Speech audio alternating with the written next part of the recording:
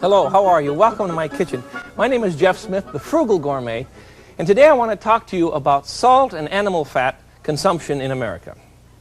Why would I bore you with such a thing? No, I'm not a health food fanatic, not at all. I'm not even a vegetarian. But a few months ago, I underwent open heart surgery at the hands of a very brilliant physician in Seattle, a fellow by the name of Dr. Lester Savage, and he told me that if I did not have this new valve put in my heart, I would be dead within a month. Now that's a pretty impressive bit of information. I remember how exciting it was to wake up after the surgery and know that your heart has been repaired and that you're going to hold on. They wheeled me back to my own room after being in intensive care for a few days, and then they brought me my first meal. Please understand that this doctor had saved my life, and then 4 dietitians tried to kill me. I swear to you that I've never eaten anything so pale, so boring in my life. What was the issue? Well, they were very concerned about keeping my heart healthy from then on, and they wanted me to cut down on salt and fat. Now, my problem with the heart valve did not come about because of bad diet. You could accuse me of a lot of sins, but not bad diet. In any case, my valve blew out when I was a child in the midst of rheumatic fever. So the doctor repaired this heart. And then I began to realize how difficult it is for people who are on low-salt, low-fat diets to enjoy themselves, because they ask us to go cold turkey. They take away pork fat. Oh, I can't deal without pork fat. They take away salt. I love it. I'm one of those. But I have some solutions for you today. And I want to talk with you, first of all, about what salt does to your system, because I don't suppose most of us know. Your blood system is primarily a salt water solution, simply flowing through tubing, you see? And it's carrying in the solution of salt water little platelets. You remember, white ones and red ones, right? Little blood platelets. Now, when you ingest too much salt into your system, the salt goes into your blood system, thus increasing the salt content or the saline content. When the saline content in your blood system is too high, your body automatically begins pumping in more water to your blood system to dilute the salt, which means, you see, that you have too much fluid in your blood system, and the pressure becomes unbearable. It's like picking up a garden hose and bending over the end of the garden hose when the pressure's on full bore. That's what we're doing to our system. And eventually, it simply wears out your heart. Your heart cannot take it. That's what salt does. Fat, on the other hand, animal fat, you see, will build up in the inside of the blood vessels, and we complicate the problem by diminishing the inside diameter of the blood vessel when we're pumping salt in, thus increasing the pressure. And salt also causes the blood vessels to constrict. So you see what we're doing? We're in real trouble, gang. And I don't want to give up a thing, at least not joy. So today, let's have some solutions. First thing I want to show you is how you can get rid of the fat on a chicken. And remember now, all fats react the same way in your body. Everything can be converted into cholesterol. But if you will take the fat off of a chicken, you see, you're in great shape because the fat is on the outside of a chicken. On beef, it's a little bit harder to control because it's usually marbled. But on a chicken, this is a snap. Look at him. It's just tons of fat. So let's get rid of it right away. Do you know what I did when I came home from the hospital? I did this with a chicken and saved all the fat. And then I promptly realized that I could save the fat and make matzo ball soup and nothing flat, you see. Make matzo balls and eat all the fat up. It's hard to get rid of that. Now, let's cut the chicken. You see what I'm doing? Taking out the fat. Let's cut the chicken completely down the breastbone. Completely, you see what I've done? You know, that's what they did with me in surgery. Should I tell you that? That's what happens. And then they repair you and sew you back up. With metal staples, by the way. Are you enjoying this conversation today? I'm very happy with it. And it's no longer even bothersome. Now, turn the bird over and let's remove the wings. We're trying to skin a chicken in a hurry, right? All right, get rid of the wing here. We'll save those for soup stock or something. And here you see you have a flat open bird.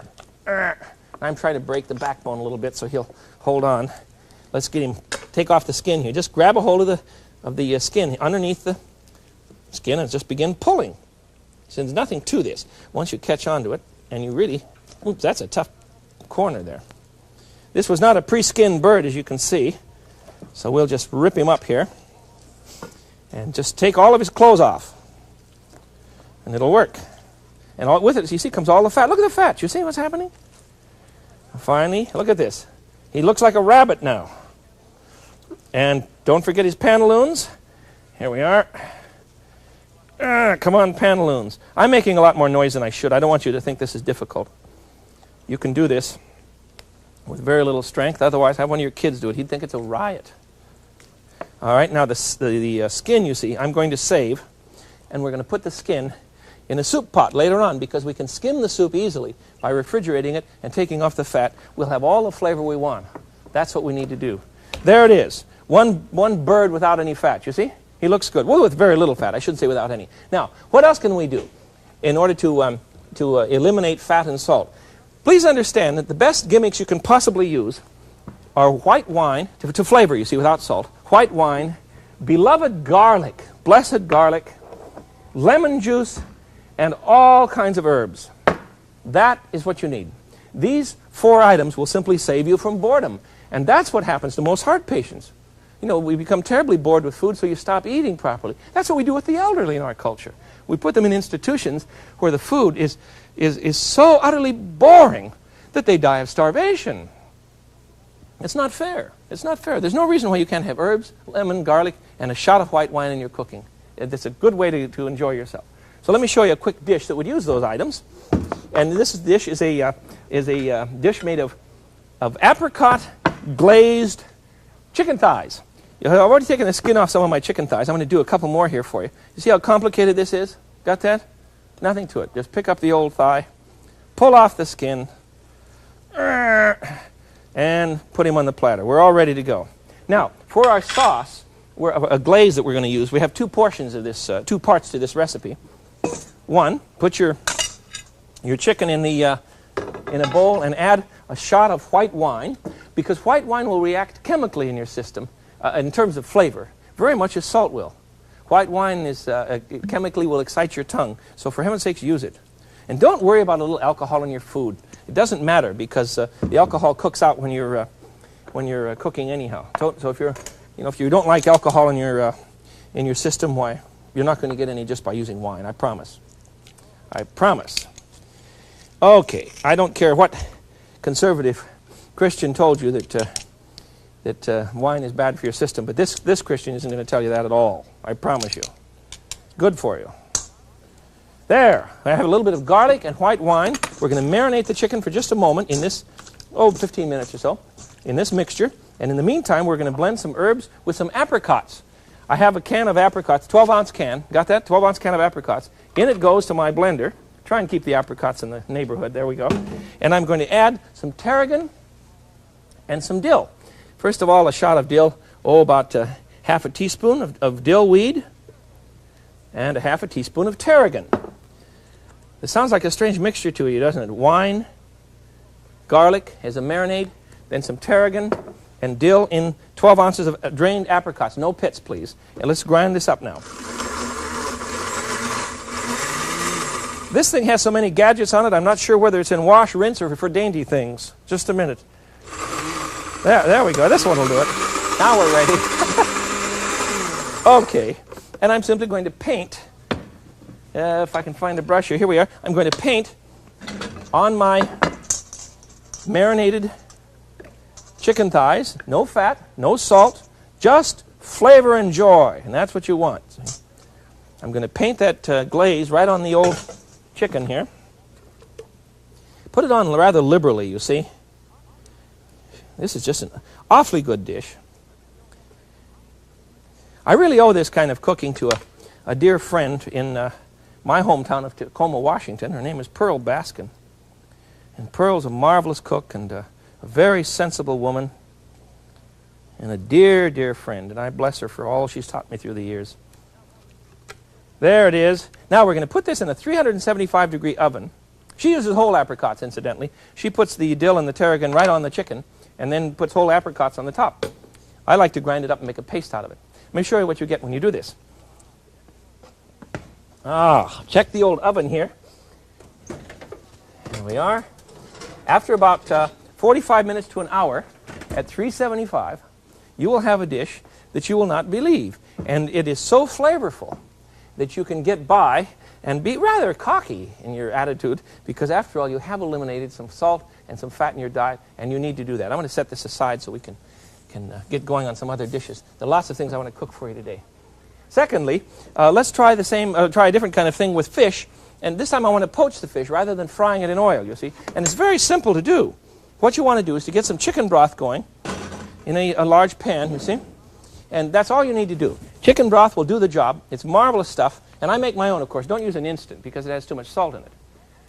Where do we get the salt? Salt is in everything you buy in the market that comes in plastic, styrofoam, saran, can, jar, frozen food package. Salt and sugar go into everything you can imagine. And animal fat is very common in cake mixes. Things like that. You have to read the labels, and you'll be shocked with what you're buying. And you really should avoid it. So I have some chicken broth, some good chicken broth simmering in a pan. I'm going to add a shot of white wine. Just a little bit of wine to flavor the broth. And I'm going to add a bit of lemon juice. Again, a nice flavor. I'm using my old favorite lemon reamer. Isn't that a joy? Look at it go. All right, and then we're going to add a bit of vinegar. In this case, I'm going to use some white wine vinegar in order to firm the fish. The vinegar will help keep the fish firm. You just need a couple of tablespoons. You don't want it to taste like vinegar. That's it. The broth is now ready. So let's cut up some fish. And I want to be sure and cover my board here with a bit of wax paper before I cut the fish, or we'll be in real trouble. Your board will begin to smell like an old fish factory, you know. This is a turbot. And we could use this or just about any kind of white fish you want for this dish. And we're going to poach him. And then in the meantime, I'm going to make some lovely sauces for you without any salt and very little fat. That's about what I want. Those are nice sized serving pieces. So let's set them in the old broth here. They'll take just a minute to cook. I shouldn't say that. They should take about 6 minutes. Not much more than that. I'm going to put one more in. I have room in the pan. You'll just have to be patient with me here. There we go. Ouch. Turn the old heat up. I'm going to cover that in order to conserve the heat. It will come to a boil much quicker. And I just want to simmer it. I don't want it to roll as a boil. You understand me? You don't want to ever boil a fish. Poaching means that he's kind of swimming around in there. He's barely moving the water. Boiling means he's in trouble. All right, and he'll come out, he'll break apart, and he'll be very tough. Now, let's make a sauce for this poached white fish. You can use any kind of white fish you like, flounder, sole, cod, anything you like. Cut it in thin slices and then poach it in just about 6 minutes in wine, chicken broth, a little bit of lemon juice, and a shot of vinegar to keep it firm. Now, here's a sauce you won't believe. Have you ever made a mock sour cream out of cottage cheese? It is so simple. Let me wash out my container here. This dish is so easy. What we're going to do is to use a low-salt, low-fat cottage cheese that you can find in any supermarket. And we're going to grind it up in our food processor, or in our osterizer. You can use a food processor too, I suppose, but that's awfully big.